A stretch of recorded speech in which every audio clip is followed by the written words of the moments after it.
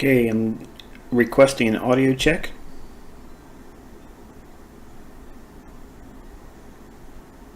You guys can hear me?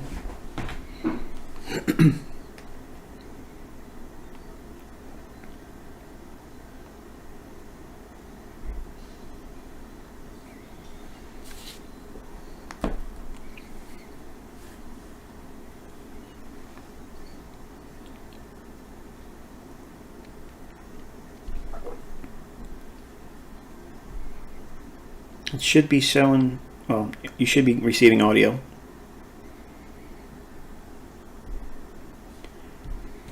I'm checking my Twitter. You guys give me an audio check. Tian, thank you. I just want to get one more person to confirm they got audio from me before I continue. Yay, all right. Now that I've thoroughly wasted my voice today, 3 hours, man. Somebody needs to smack my ass around. I should have checked it. I really should have, but it is what it is. All right, so I'm going to try to do my very best to condense the 45-minute rant I opened up with. So I'm going to try to condense that into like 10 or 15 minutes, and it's going to be very difficult for me, but it is what it is. We'll try to do the best we can. Obviously, you can see the menu here. We have a few things to discuss, but I can tell you that we won't be discussing everything. So I'm going to take it up to about 3:15 my time, which is a little over an hour, and then we'll have to do part 2 of this presentation tomorrow as well. So like I said, we're going to be presenting all week until I get all of Market Maker 12 out into your hot little hands. So I have a list of things I went through rather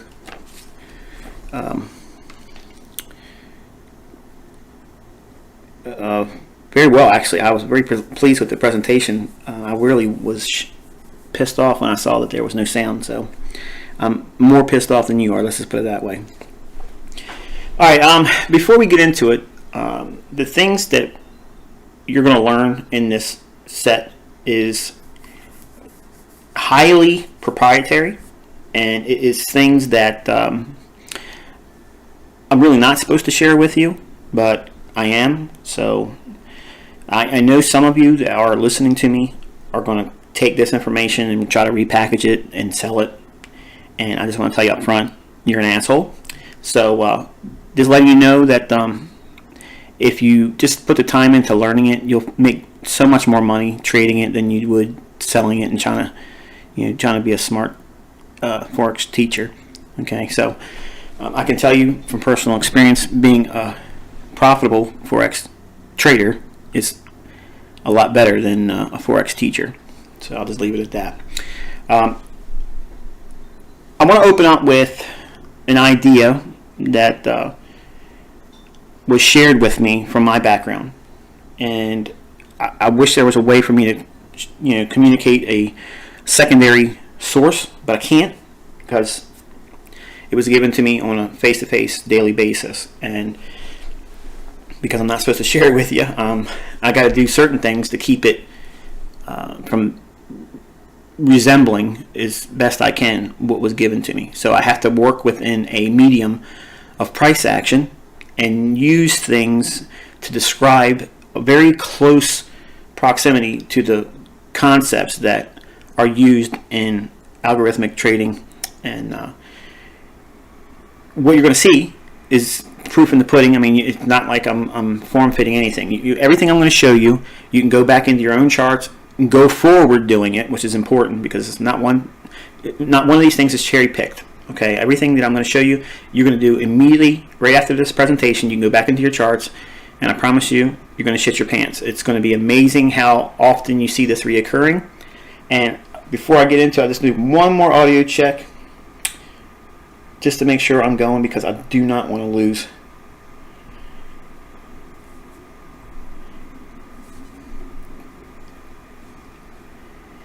Audio check one last time. Echo Bravo.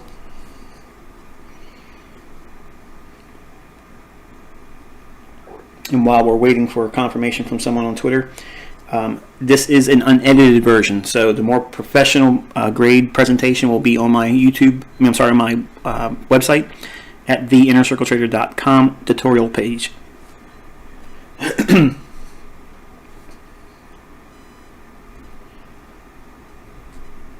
It's a rather lengthy delay, and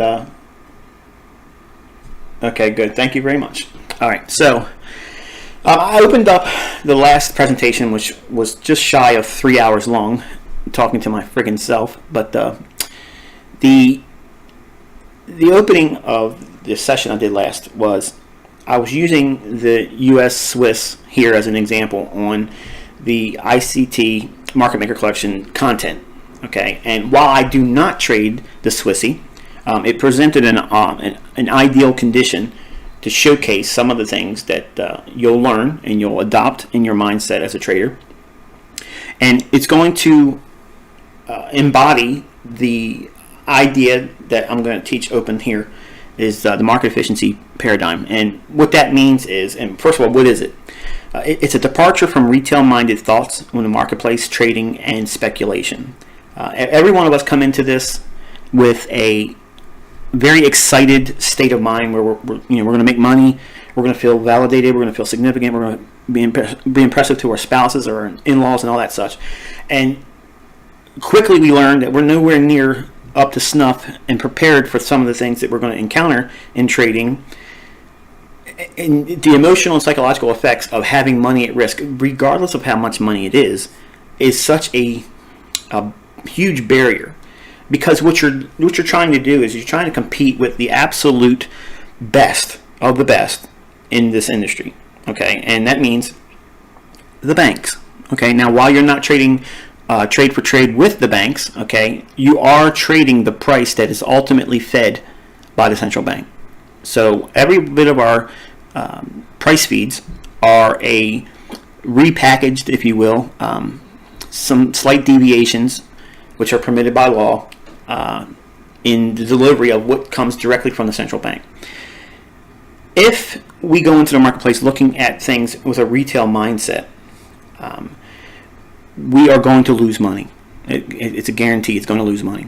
To have a market efficiency paradigm shift in your mindset, for you to be able to see things as you should, you have to look at things 180 degrees from what the retail world sees. Okay, and I took a lot of you that have been with me for a long period of time through a long journey through a lot of the common retail stuff, only to build your familiarity with the fact that these things are believed upon as the last bastion of hope for free enterprise and trading. It's the answer. It's the panacea of knowing when to buy and sell. And I'm referring to indicators and such.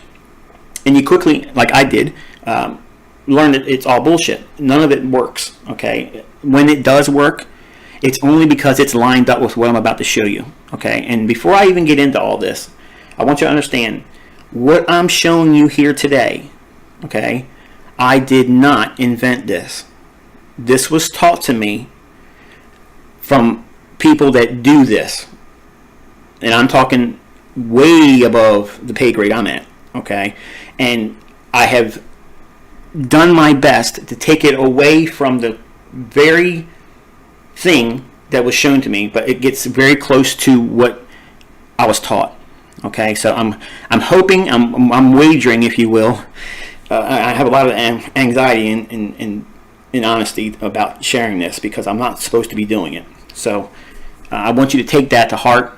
So when you guys get out here and you start repackaging it and saying, it's this, that, and the other thing, just remember, if I get tapped on the shoulder, your asses will probably get tapped too. So I'm just letting you know. So the issue is a lot of the things that you're going to see is proprietary to me. Okay, I've adopted things that I learned from the institutional side of trading, and it goes well beyond what has been commonly passed around as institutional level trading or order flow or things of that nature. well beyond it, and you're going to see that today. If you were watching the presentation prior to the one we're doing now, unfortunately it's going to steal a lot of the thunder because you've pretty much seen what I was going after, but you didn't have any of the dialogue of what it is I was trying to explain. So hopefully you'll be surprised, obviously, to what you're able to do once you understand what we're going to share. So anyway, the market efficiency paradigm is something you're going to have to experience that, okay? And it comes by way of looking at price, studying it with the idea that if you had a remote control over price action, okay, and I'm speaking in very simple concepts that may or may not be practical, but it's going to help me communicate the thought process behind it, because I have to bridge a very large gap from where I came from and where we are presently, and not get myself in trouble talking about the things that I know. Okay, so give me some latitude here with this. But assume for a moment you had control over price, and you could control price up or down, all day long. It's in your control. If you could do that, would it not be in your best interest to try to take as many people as you possibly could and put them on the opposite side of your trade, and then run the market the opposite direction to take them to a position either they're going to get squeezed out by margin, or they're going to be squeezed out to a stop loss, or hold them into something that they just think is going to turn around, and then make a larger gap of where they started with their equity and where it would be after they collapse the trade in a severe loss. Clearly, it would be advantageous for someone that could do that. Now, there's a lot of reputable teachers out there that will probably hear this message and probably watch this entire set and disagree strongly with everything I'm going to talk about. But with all due respect, it is what it is. And I'm doing it without apology, because this is really what it's all about. The market's not about supply and demand as much as it's proposed to be by other mentors and teachers. I do not teach or trade supply and demand, and you hear me say that all the time. And today's session will just be one more evidence to that fact, because what I teach is time and price. The banks trade with an algorithmic price delivery feed. In other words, it's going to come directly from the central bank, okay, and then it gets broken down into other smaller banks which pass that price around and try to make deals on top of it, just like anyone else. The source is always the central bank. They're the storehouse. They make the cut as far as the open, the high, the low, the close. They make that price, okay? They are the marketplace. So it's not a hard analogy if you understand. If you were a business owner and say you owned a shoe store, and my question is, if you owned a shoe store, who sets the hours of operation? Well, you do. I mean, you could sell shoes in the middle of the night if you wanted to, but most won't. But you set the hours of operation. Now, my next question would be, who sets the price of those shoes that's being sold in that store? And clearly we would both agree, hopefully, that you as the owner set that price. Okay? So it's not hard to grasp the central truth of it all is the central bank is the storehouse. They own the currency. It's theirs. It's an invention. Okay? It's not even a real thing. It's just an idea. Money is nothing but a perceived value. You believe the thing that you have in your wallet or your checkbook, okay, has value. But it's only based on belief. There's nothing tangible to the value that we associate to money, except for the central banks that institute it. So therefore, commerce is made through the exchange of it. Okay? The central bank, because it sets the price, okay, it is in control of price. Okay? Price is controlled, so therefore the markets are controlled. Now, a lot of folks will argue and say that the market itself is too big to be manipulated and controlled, and they're full of shit. They have no idea what they're talking about. They are not wealthy. They're not affluent. They don't have a trade. They have no idea what the hell they're talking about. Or they've subscribed to the thought process so long that they cannot bear to acknowledge the truth that this is an absolute manipulated, rigged system. And once you understand it, it's sobering. It's nothing to be fearful of, and it's nothing to be afraid of. It doesn't cause a reason for you to be upset to the degree where you get anxiety attacks being in the marketplace. Okay, that only comes by way of over leveraging. Okay, and that's understandable. You should feel that. But for you to have a paradigm shift, okay, and to understand market efficiency as it really is, okay, and again, there's a lot of reputable teachers out there that they come really close, but I'm going to get to the point. This is absolutely 100% rigged. And I've said it before, it's not shocking to some of you, but this market is rigged. And they all are. Every asset class is. If it trades at that price, it's all rigged. It's manipulated. Okay? And this is the biggest business there is. I mean, this is the market of all markets. It's money. I mean, we trade stocks for what? Money. We trade commodities for what? Money. Options, money. Futures, money. Index, money. So where are we at? We're trading money. Okay? If there's any market out there that's going to be manipulated, it's going to be this one. So if you, as the storehouse, okay, selling shoes, if you made that shoe yourself too, you have a complete control of everything. Of inventory, of how it's delivered, when it's delivered. You control the quote-unquote supply and demand factors of that shoe or shoes. So as the central bank, as the storehouse of currencies, okay, they are in the business of selling money. They supply that money. The money supply is them. They create the market. So without them, we can't do what we do. So it's important that I'm not trying to vilify the central banks. I actually am very appreciative of their existence because it's really prevented me from having a very pauper's life. I live a very blessed life, and I'm very thankful for that. And the opportunities that are available once you understand what they do, while yes, some of it can be looked upon in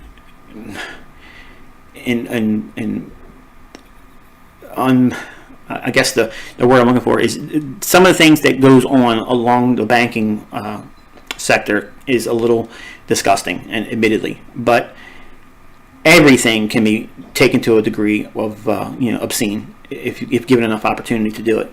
So without going into a longer rant and making this the same repeat 45-minute rant that I didn't get across in the audio of the first presentation, why is this market efficiency paradigm helpful? Okay, well, first you have to look at the marketplace with the intent that there's somebody out there that wants to upset the cart and take you out of positions or put you in positions that are not profitable. And the way they do that is they manipulate price, and central banks do that. Now, I know some of you will say, "Oh, the central banks wouldn't do that, and they're not trading against you," and yada yada yada. Yeah, they are. Okay, trust me, there is opportunity in that, and they do it. Okay, they're doing it's such a huge corrupted thing. Okay, they're in control of it all, absolutely in control of it all. And once you understand their game plan, okay, and how they work their business model, every single day there's a trading opportunity. Now, while I don't trade every single day, once you learn what I'm going to share today, you will find a trade setup every single trading day. Every single one of them. You'll have a setup that you could, if you're sitting in front of your charts, if you know what I'm sharing with you today, you will find a setup every single trading day. And it will not have any basis on Fibonacci. It will not have anything with moving averages, pivots, supply and demand, none of that stuff. It's all going to be, it's just going to be specifically dealing with time and price, because it's going to be leaning heavily on how the interbank algos work. Okay, and believe me, no one else is teaching this shit, so pull up a chair, get ready. Retail thinks the market is based on a lot of good bets. Okay, a lot of good trades. A lot of trades sit out there. Okay, and when we look at uneducated money, okay, dumb money, street money, okay, there's a lot of it out there. Lots of it out there. Just look at the forums. Look on Twitter. Okay. You'll find that there's a lot of willing participants out there that just want to lose their money. Now, they're not coming into the marketplace with that intent, but invariably they come into the marketplace just like lambs and they get slaughtered. They collectively, okay, the speculative uninformed money, they most of the time have no awareness of smart money. They don't even acknowledge that there's an existing entity that is deemed smart money. They just think there's lucky traders and there's unlucky traders, and they're hoping they're going to be lucky.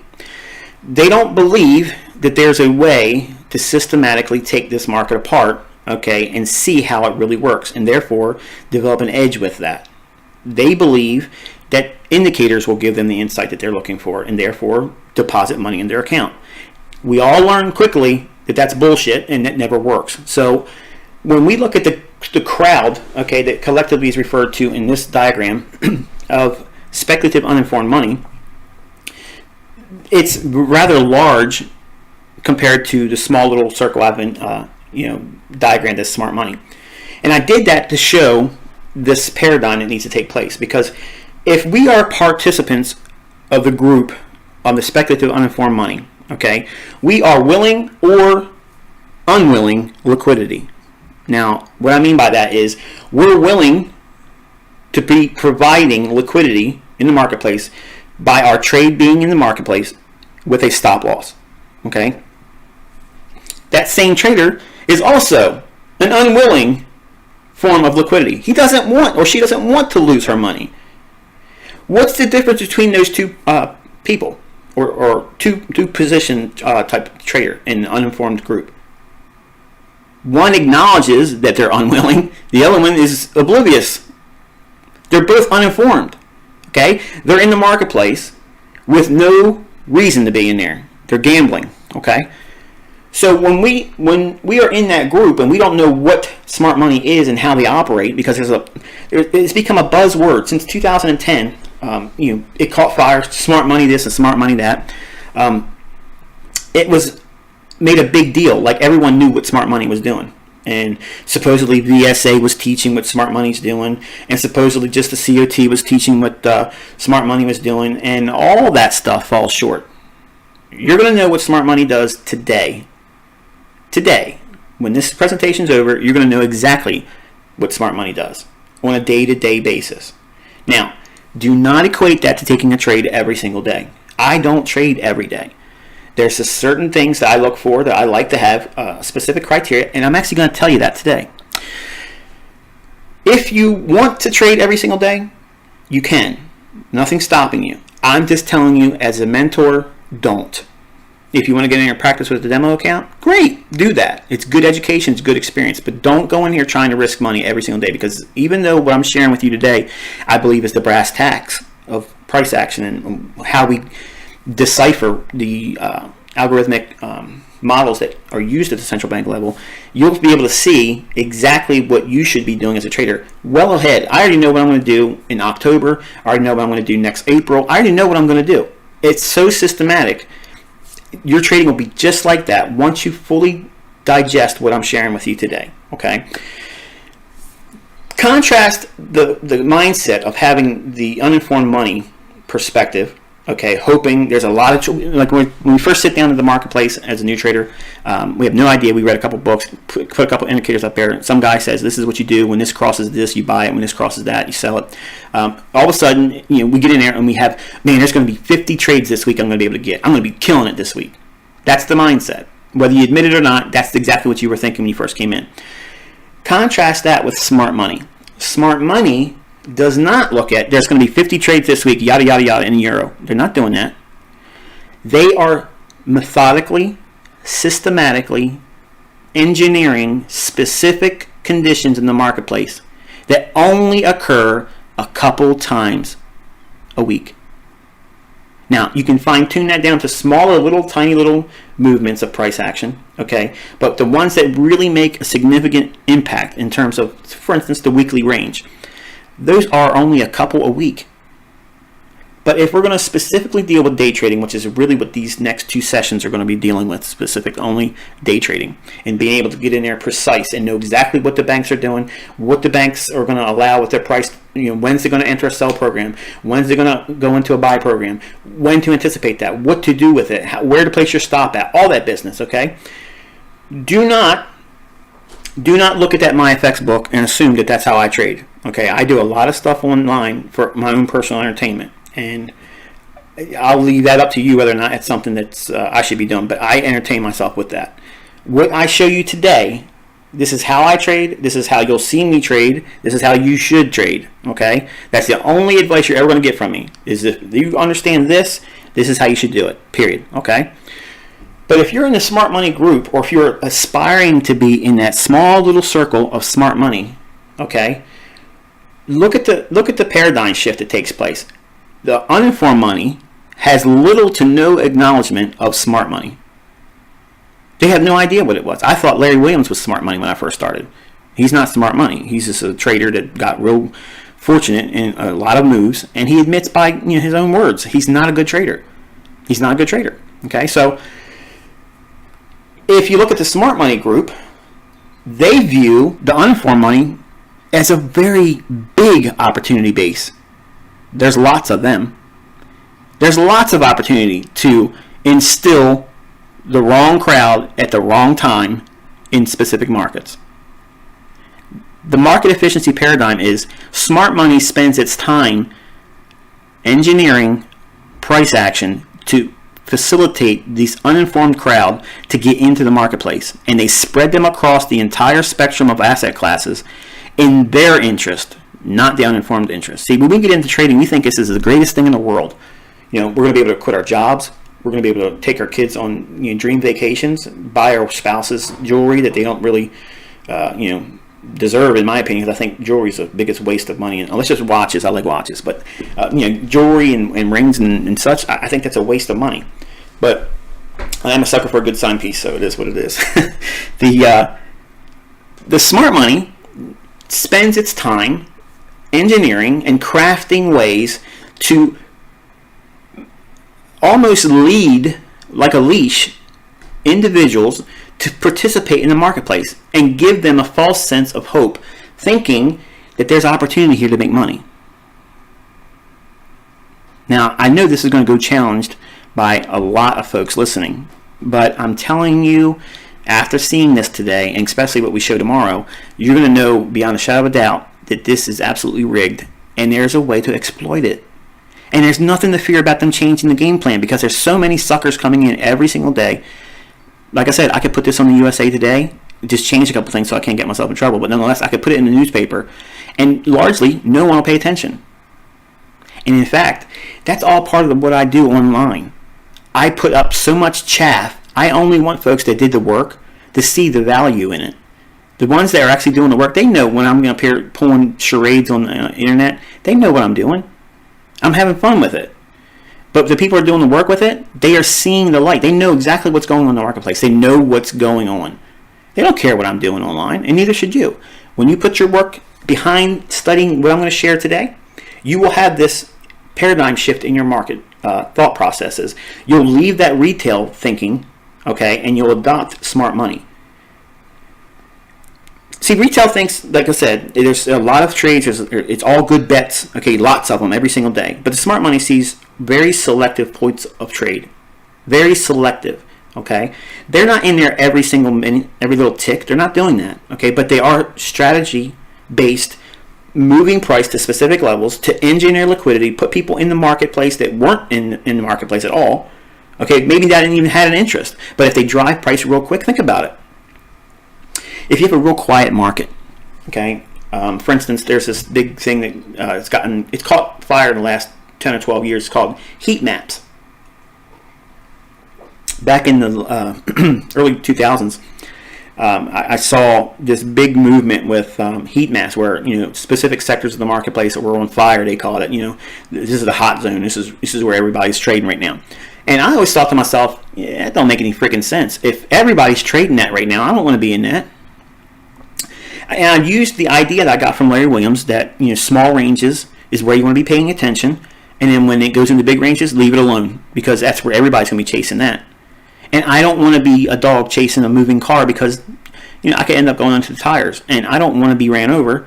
I want to catch something that's getting ready to take off and be in that move. Okay, so by specifically dealing with the conditions of the marketplace or the context of what the market should be doing next, that is what smart money is doing. They're always engineering the next move. Uninformed money is always chasing what's already moving right now. And you know exactly what I'm referring to. If you've done any trading, you know exactly what I'm referring to. You know what that felt like. Chasing moves. Okay? Retail sees the market as their playground. Smart money operates with a business plan because it's their market. They own the store. Okay? They know what's going to happen because it's in control by them.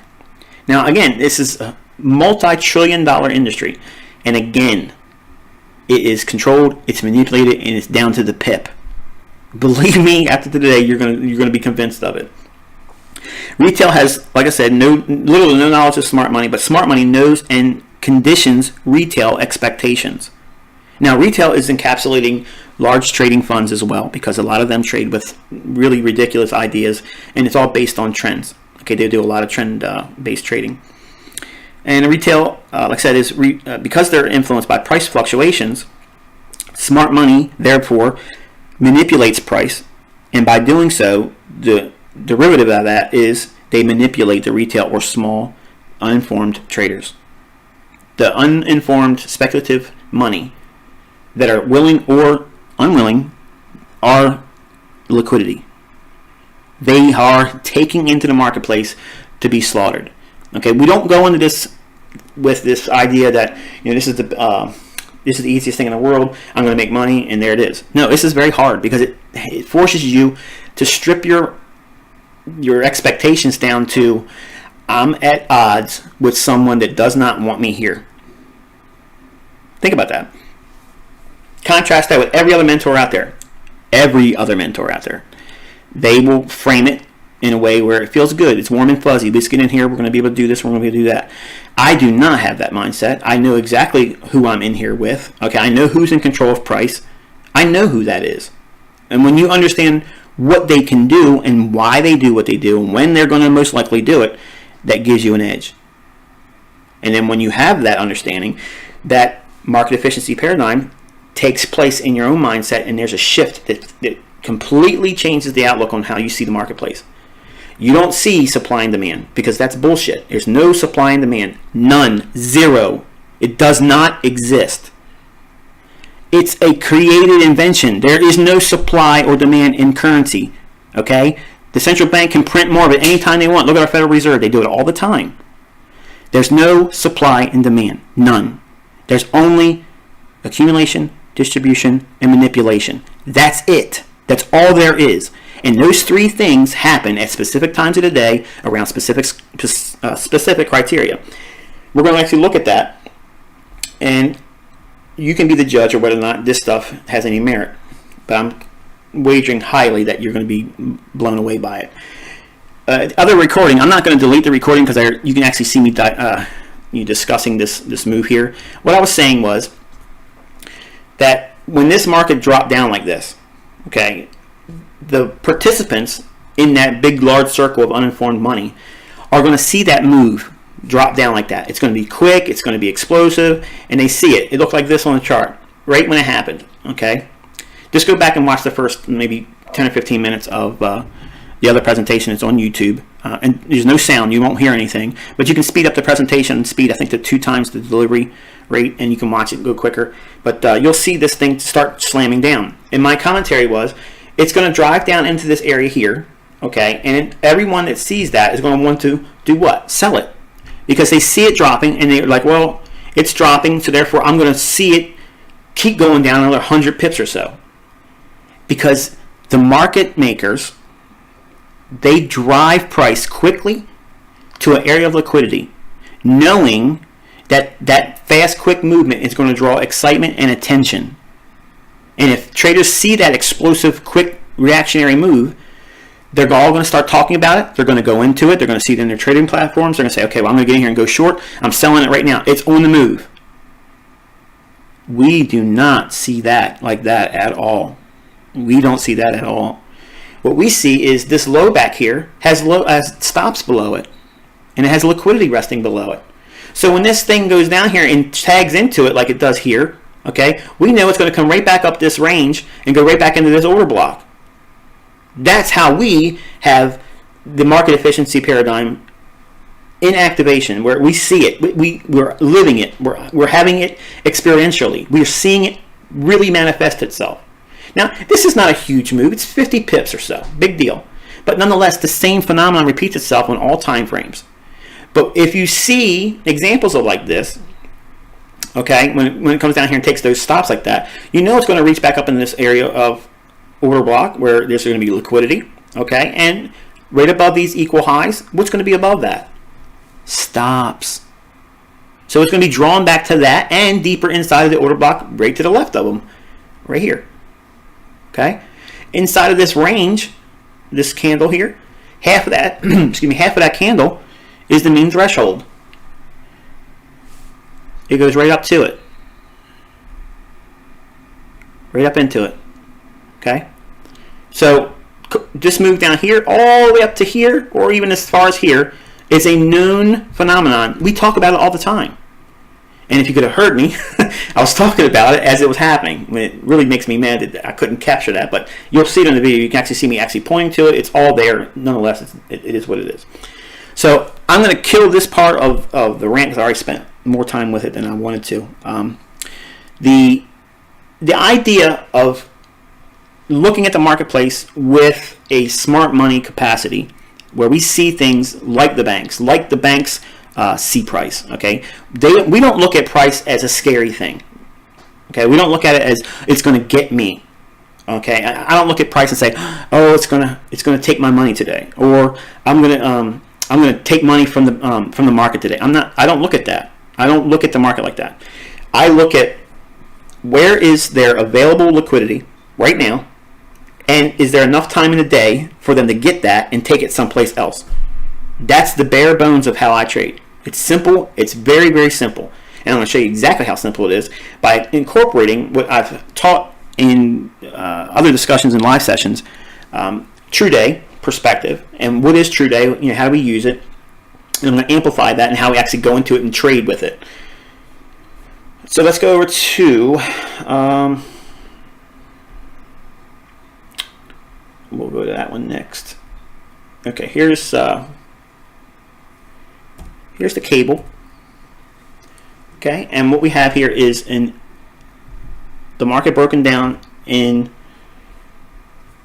daily format, and we have the regular day dividers here. They have the little the day labels on them. Okay, you got Friday here.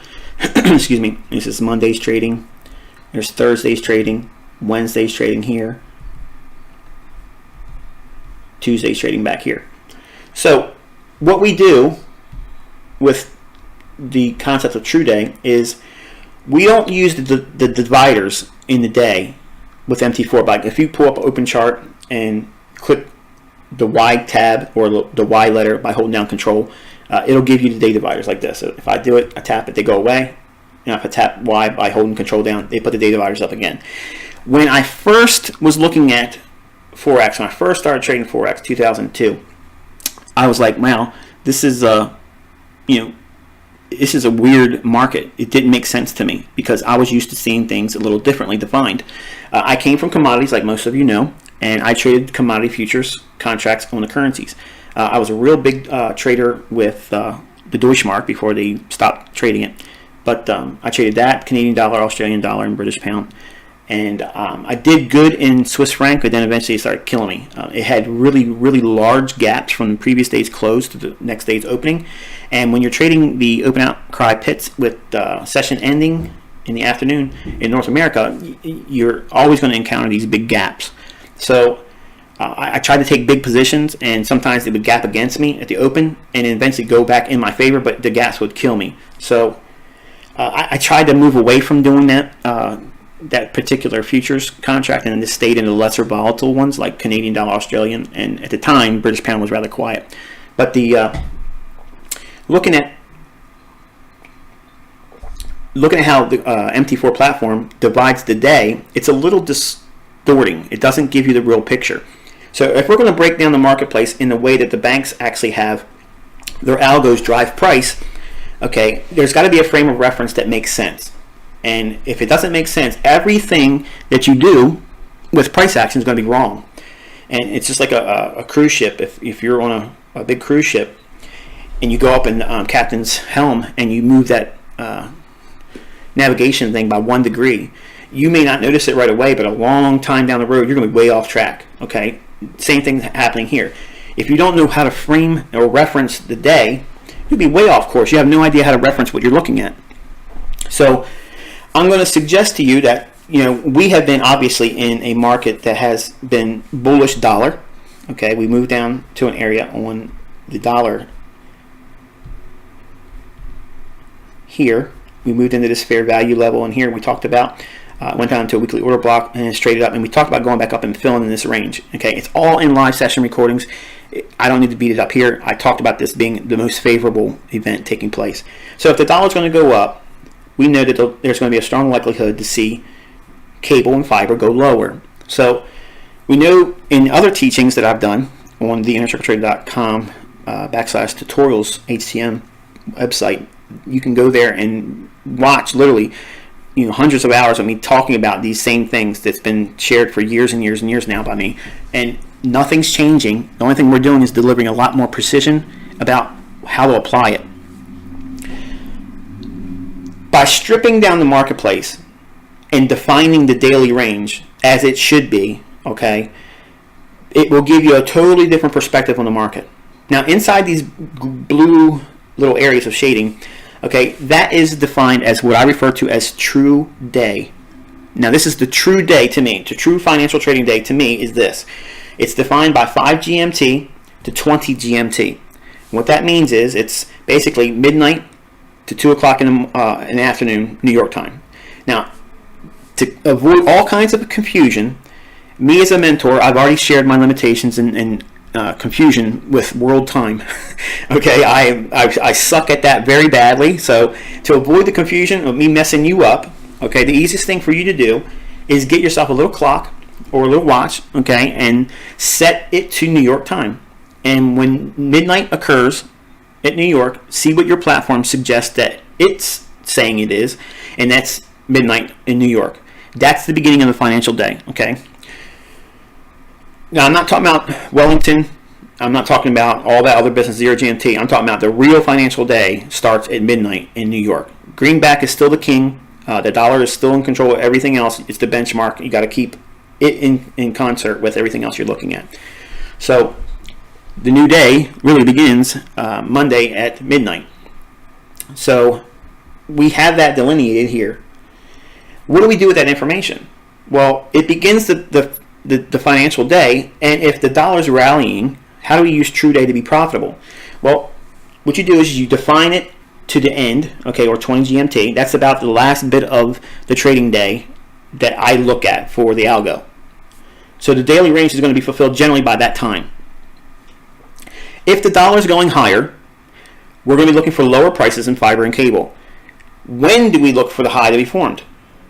We've already learned in the Sniper series and precision trading concepts that the London Open generally has a 70% likelihood of making the high of the day in bearish market tones.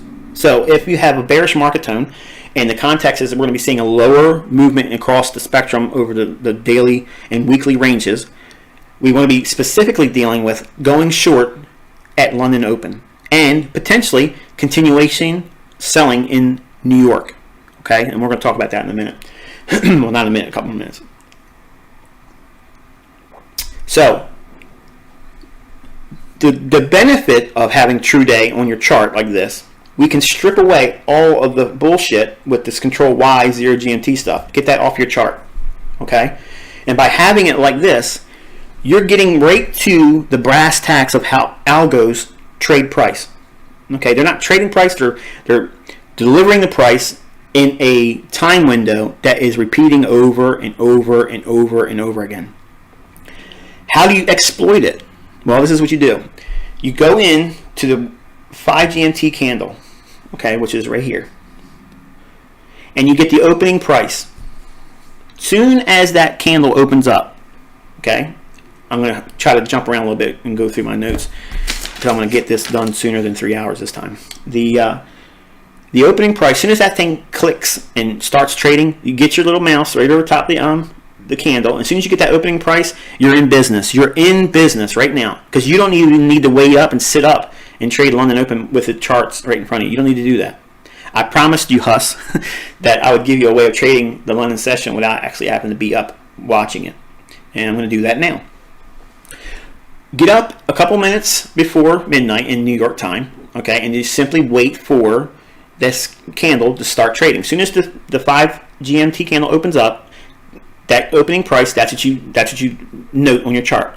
And you draw a line right at that price, the opening price at 5 GMT or midnight, and you draw it all the way across until 20 GMT. Okay?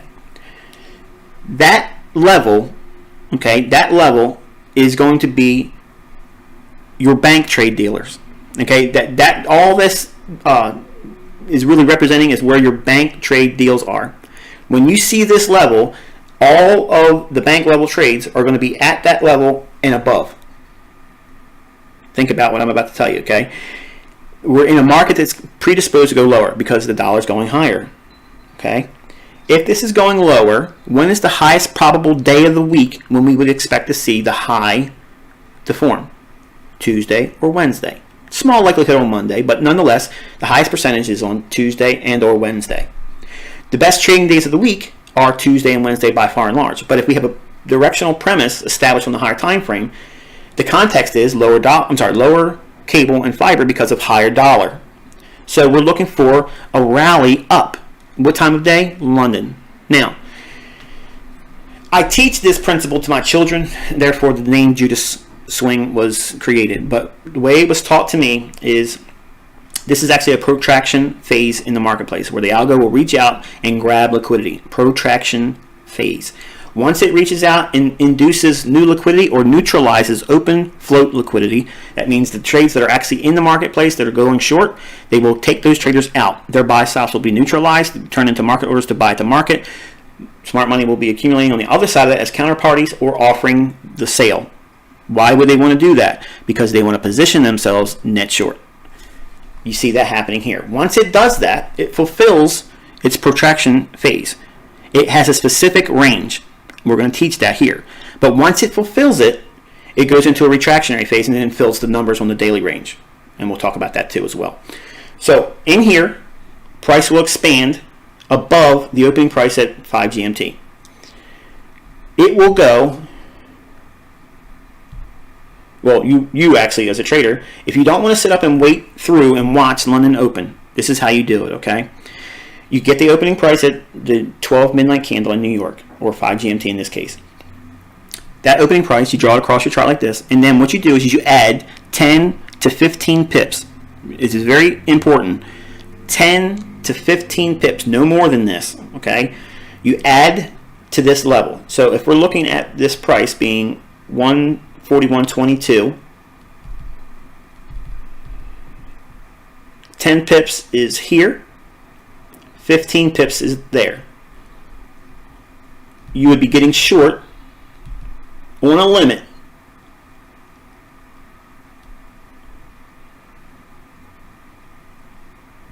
is that right? Yeah, 141.22, 15 pips above it, 141.37. So you'd be short at 141.37. Now here's the rub. You have to take and add, if you're not going to be sitting up and watching it now, you have to add a 50 pip stop to that. Why? Because this could actually have a little bit longer protractionary phase in the marketplace and create a larger Judas swing, if you will. Okay, and you don't want to put your stop too low and get tagged out from a second run during London, because it could take a run up like this, start to trade down, and come back up one more time and take out those orders that would be right above the initial high. It's a very classic of London. What you're going to do is just once you get in here and you place your limit order, at the time you place your limit order, you put a 50 pip stop loss. Now you're probably saying, well, what the hell, Michael? You teach 30 pips. Yeah, you're right, and we're going to talk about that in a second. But 50 pips is up here, right there. Okay. Now you're not worrying about getting up and checking your phone.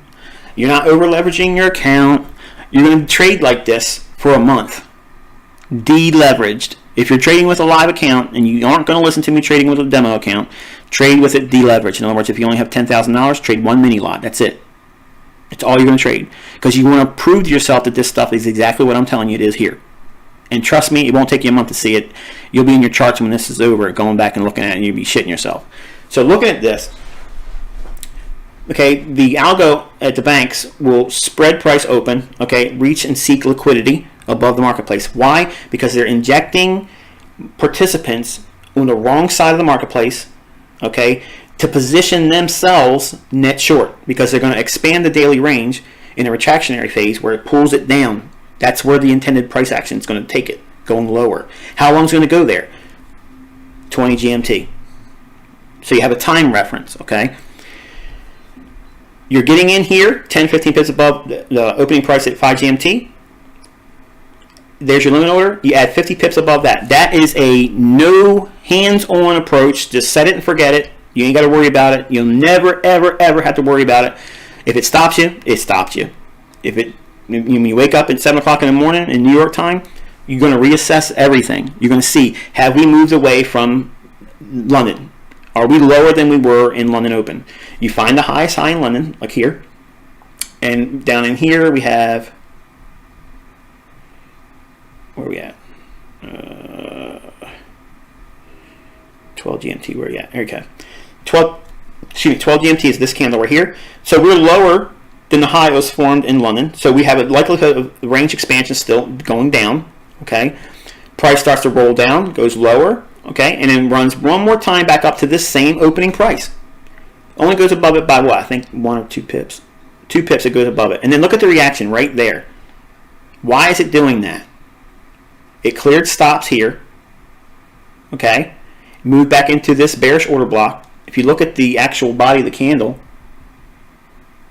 the open on that candle is 141.24. 141.24 on this candle, the opening, which is the bottom part of the body of the candle. The high of this candle, 141.24. You can't get any better than that. It's algo driven. You can't get any better than that. It's not based on any bullshit supply and demand. It's not indicator stuff. It's just pure time and price. That's how these markets operate. There's no other definition for going into this with a state of profitability except for doing what I'm teaching you here. Okay? If you want to add all your other bullshit to it and indicators, if it lines up with what it's just doing, then great. But don't attribute it to your indicators. This is what's causing it. Okay? So you have a bank level here that they're going to key off of. Bang, it takes off, and then it shoots going lower. You can hold all the way to this candle here if it's going to be a runner.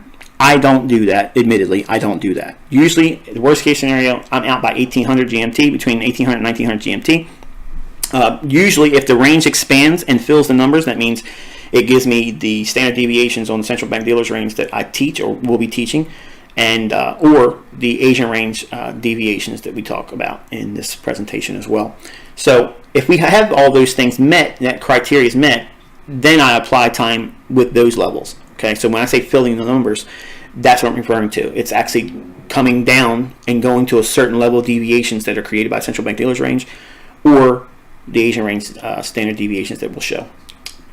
So down here we have price making a 1700 GMT, which is noon at my New York time. Okay, that's usually the closing hour on London close for me. That candle gives you an opportunity if you get out just at the high. It's at 140.41. So 140.41 being short from 41.37 is basically 100 pips. So there's nothing wrong with doing that, and you worrying about it. We're going to go back and talk about this condition here when we talk about the Chicago Mercantile Exchange trading hours and influence over price as well. Next day here, same phenomenon. What are we looking for? Okay, we're going to get the opening price at midnight on this candle. Okay, the candle comes, the opening on that candle comes in at 139.79. We're going to take and add 10 to 15 pips to that price.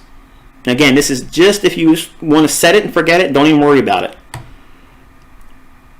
There's 10 pips, 15 pips, okay? The price right here, you're getting short at 139.94. You're going to have a 50 pip stop above it. There's your stop loss, okay? You're going to be looking to take profits when the numbers are filled. That means the central bank dealers range or Asian range standard deviations are fulfilled, which we won't be able to do here. We're going to use that as our first teaching tomorrow, because this is actually supposed to be two separate teachings today, part 1 and part 2. But we're only going to be talking about we're going to talk up to the CME pit hours influence, and then we'll stop for today. So looking at what we have another opportunity here where the trade was very profitable. It was nice. It didn't have to require you to wait around or anything, to sit up, nothing like that. But the actual high of the day comes in at 7:15 GMT. That's 2:15 my time in New York. Back here, just for completeness sake, it's 8:30 GMT, which is 3:30 in the morning New York time. Okay, if you want a sweet spot for trading the high or low on London, it's going to occur generally between 8:30 in the morning and 9:30 in the morning GMT, or 2:30 in the morning to 3:30 in the morning. That's usually what you'll see it form. But when market comes down here, it actually fills the range. We'll actually talk about this tomorrow. Nails it right to the pip. And then you expect a market reversal profile to come in way on the New York session, and it does that, but then also gives it back and trades near the low of the day. Here's the low of the day. Here's the close of true range. So we have this same phenomenon that we look for power 3, where it's an open, rally, sell it, decline, take profit near the close or the low of the day. Okay, same thing, same phenomenon here. Then we go into Thursday's trading using true day. Okay, actually it starts here if you're using 0 GMT, but we don't like to look at that time. That time of day is useless to us. Same thing here, we go into this day. Now, again, probabilities fall off precipitously for Thursday and Friday's trading when we're in a down market, especially if we had really nice Tuesday and Wednesday sell-offs. They're probably going to go in consolidation or retracement. So, even with that said, let's go into it with this mindset. We have an opportunity to be adding 10 to 15 pips above the opening price. Here's 10, 15.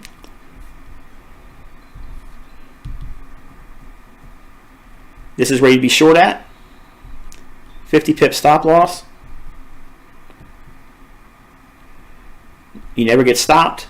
The price does come down, gives you an opportunity to take out the lows if you know what you're looking for. Okay, if you know what you're looking for, we're going to say, honestly, we're going to say you held this trade and it moved back to the middle of the range and you took a moderate little scalp. In other words, it wasn't really that profitable to you. Okay. We can even call this a losing day if you want to. Just call it a losing day. Say you lost money on this trading day. Who cares? Bottom line is, this day was an unprofitable one. Period. We didn't make a lot of money, or we lost a little bit. Big deal. The very next day, same scenario. We go into the marketplace doing the same thing. We find the opening price, midnight candle, 10 to 15 pips. Here's 10. Here's 15.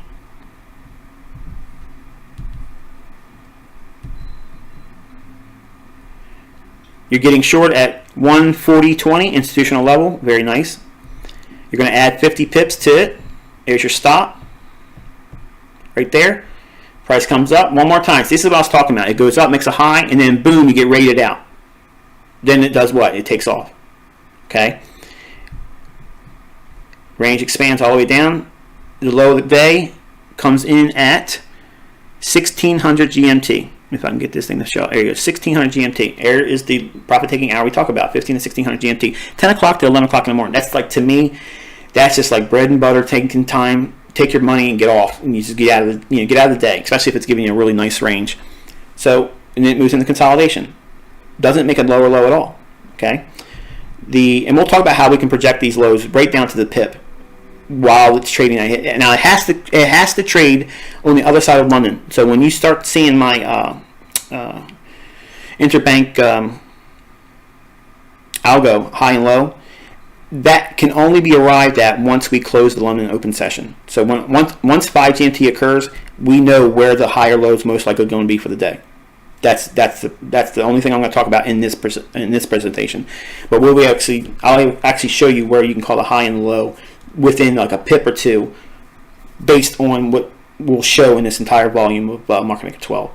And it's always before the hand. It's not cherry-picked hindsight bullshit like some of you guys are saying on Twitter. Trust me, you're going to shit your pants. Now looking at what we have here, same scenario here.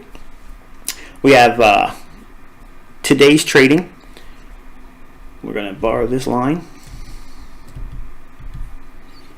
And we're going to put it right on the opening price or thereabouts. We're going to eyeball it. Opens 138.76. Our levels at 138.76. We're going to add 10 to 15 pips to that. So here's 10 pips right there, and 15 pips is right there. And again, this is just for guys that just don't want to be up, can't be up to watch London. You got to get up just to see what the opening price is at midnight in New York. That's all you have to do. Set your alarm, 15 minutes, go pee for your older guys that can't hold your pee. I'm becoming one of those guys, trust me, I'm not trying to make fun of you. Get up, go to the bathroom, get yourself a drink of water, check the opening price, set your orders like this. Once you understand the context of the marketplace, is it going to go higher or lower based on the higher time frame premise, and then you just go in, you set your stops and your limit orders. Once it trades to your price, you get short here. It runs a little bit more. You don't care. You're not watching. You're asleep. Stop loss is way up here. Price comes down, trades down into what? It sweeps an old low. Now you have to be up. You got to be up and aware of what's going on at New York Open at 7 in the morning, New York time, or 12 GMT on this platform. You got to be up around there. Now I get up around 6:30 in the morning because I just like to be up, alert, and see what's going on. Especially if I went back to sleep in London and take a nap, I got to make sure I'm awake and see what I'm doing because I've gotten in the trades half asleep and wish I never would have did it. So in here you have the range from this entry here and running a stop liquidity pool here. The low comes in at 138.43 and 138.91. So it's what, 50 pips again. Again, that's a week for me. 50 pips, I can build a whole week of profitability on just that. You only need 20 to double your money every single year, every single week. 20 pips a week will double your money and doing very little trading. But if you know how to really work your equity and supercharge your returns, you can do a whole lot more than that. So even when we have reactions in the marketplace where it's going back down and then we reject it and go the other way, look at the reaction you had off that same level again. Okay, we've come off of it and then swept the London high. So we have True Day giving us a context of how long we expect the range to trade out, and how do we define it? How do we stage protraction phases in the marketplace where we see Judases, where they should materialize, how we can trade them without actually being in front of our charts. We don't even have to be in there watching all this stuff as it happens. We don't need to see that. We can frame it, set it and forget it, okay, and it's done, it's handled, okay. I just gave you an opportunity on how you can paper trade or demo trade the London sessions going forward. I expect to see some feedback on this, obviously, and don't take my word for any of this. I'm not cherry picking in this. Go in any of the asset pairs that you want. It's going to be there. It's absolutely there. So let's go and look at the cable with the Chicago Mercantile Exchange pit trading hours influence. Say you guys can't trade London. Say you just can't wake your ass up to get up and check the opening price at the midnight candle. I don't know why you couldn't or wouldn't, but let's say you are one of those guys or gals. Let's go into that idea. Enter the New York Open Session. This is what you've all been missing for supercharging your New York Open Session trades. I've been an ass keeping it from you this long, but it is what it is. You have to earn these types of things. Sorry, guys. Now, looking at what we have, this is the same market, same week, same everything, okay, but now we're only focusing in on the trading hours that are associated to the trading of the futures contract. That being the British pound trading as a commodity futures contract in Chicago Mercantile Exchange. The trading hours are 7:20 a.m. to 2 o'clock p.m. Central Time. I live in Eastern Time, so that means that the times are actually going to be 8:20 a.m. to 3 o'clock in the afternoon, New York time. So with that, what we're going to do is we're going to bracket the market out just like we did the True Day, but we're just doing a smaller little window of time, and we do that beginning with 13:20 GMT. That is the same thing as 8:20 in the morning New York time, and you're going to bracket that off to 21 GMT, which is 3 o'clock in the afternoon New York time. Same trading hours dividers that you would have with the futures contract. Now, the reason why this is going to be so influential is because it's going to be highly linked to the North American trading, trading period or trading session. So if you can't be a London trader, fine. but still use the things I just described, and this will give you the framework to make your trades in New York Open supercharged and have reactions that you really would never known about without having this insight. So, same thing. We're going to go back to Tuesday. Okay, we see that London high formed.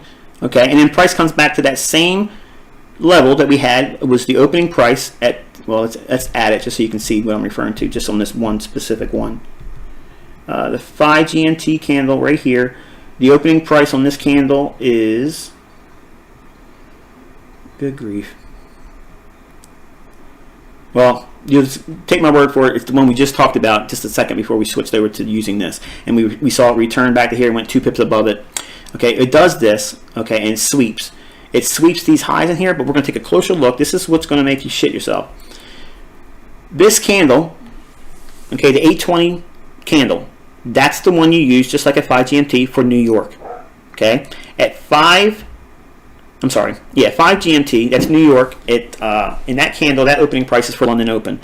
When you're going to be trading the New York session, you're going to be using the candle at 820 GMT or 820 New York time or 1320 GMT on this platform. If you're using Forex LTD demo account trading platform like I do when I teach, like I'm teaching here, it's going to be 1320 GMT. Basically, it's 8:20 a.m.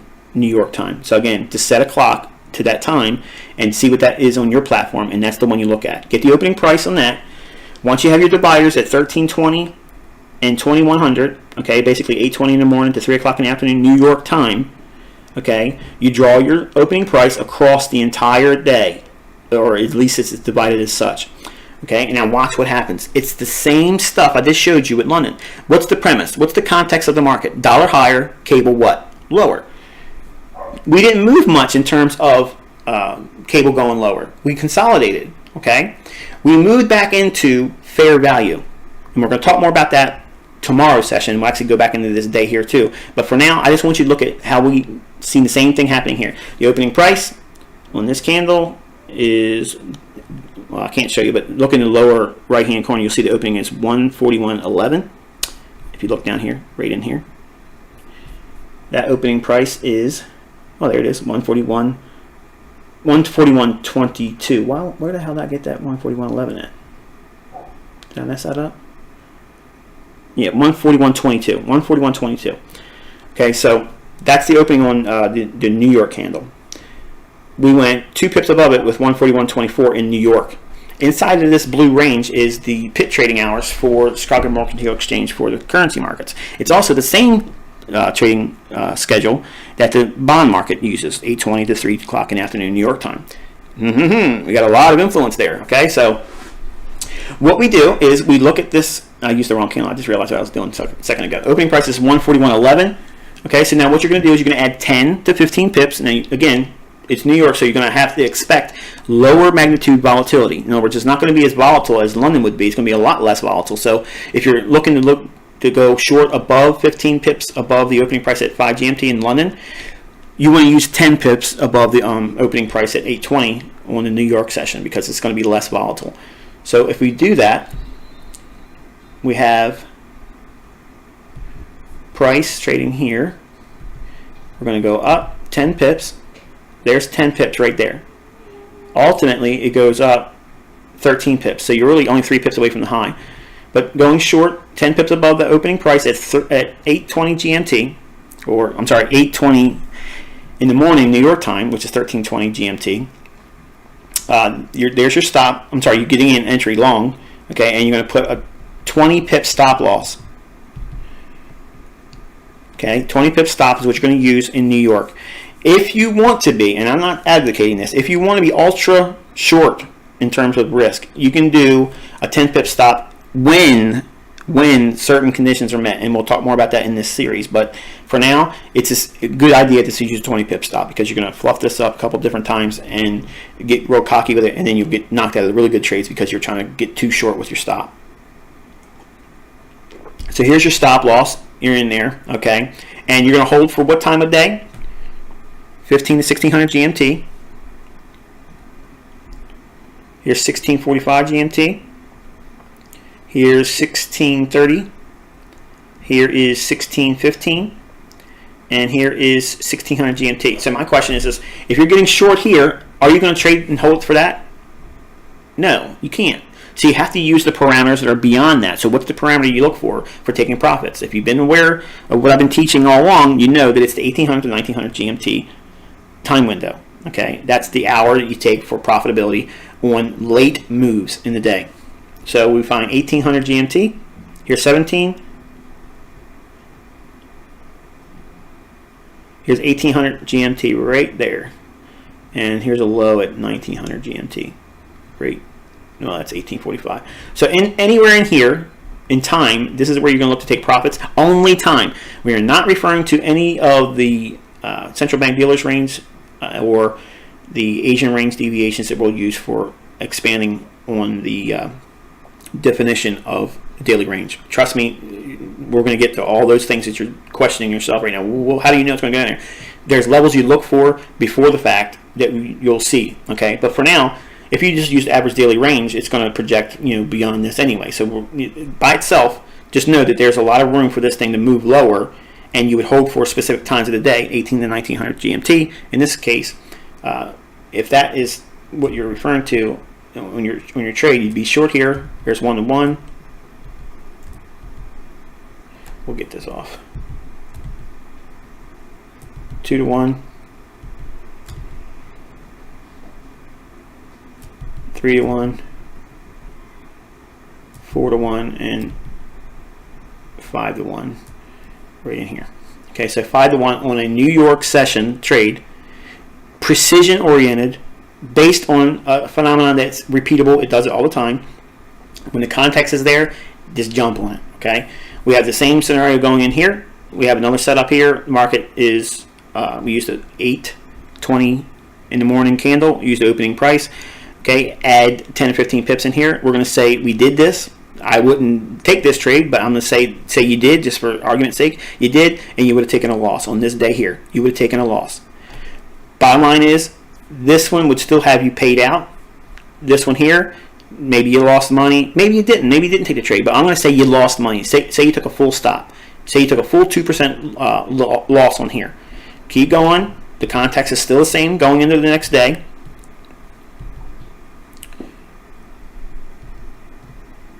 Here's the opening price. Right in here, we have, where is it at? Okay, we have 139.75, 139.75, and you add 10 to 15 pips above it. Okay, and we don't need to do that. We can see it eyeballing it. Okay, this is the New York kill zone. You can't take the trade after the New York kill zone because there's not enough time in the day. So there's no trade here. Even though it does a trade up here later in the day, it's too late for the trade to be taken. It's got to be inside the New York open kill zone. So even though we're inside this time window here, this is still, you have to use the New York session kill zone. So in other words, anything 1500 GMT past that, it falls off precipitously in terms of probability. We have another scenario here. Okay, same scenario. We're looking for lower prices. The context is higher dollar, lower cable. We have the London high back here. We have a nice move down here. This starts to run up. This is generally what you're seeing happen after 8 o'clock in the morning. You're seeing this type of move here. But this starts earlier. Here's the opening price on this candle right here, the green one. If I can get it to show up. All right, well, just use this box down here. It'll tell you the opening price when I put it on the candle. Okay, it's 139.77. 139.77. We go 10 pips above the opening price.